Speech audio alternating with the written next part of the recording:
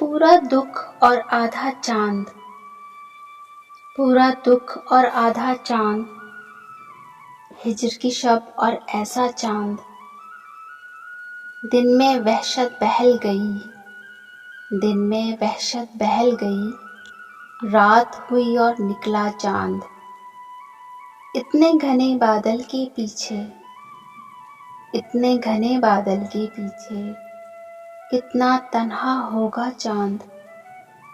बरगद की एक शाख हटाकर, बरगद की एक शाख हटाकर जाने किसको झांका चांद।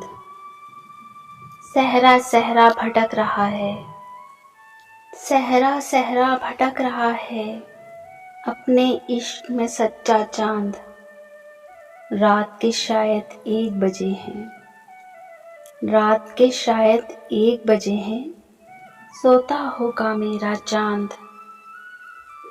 ये खूबसूरत सा कलाम था परवीन शाकिर का।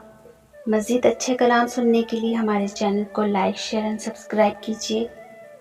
मिलते हैं किसी और वीडियो के साथ। इजाज़त दीजिए। अल्लाह हाफ़िज़।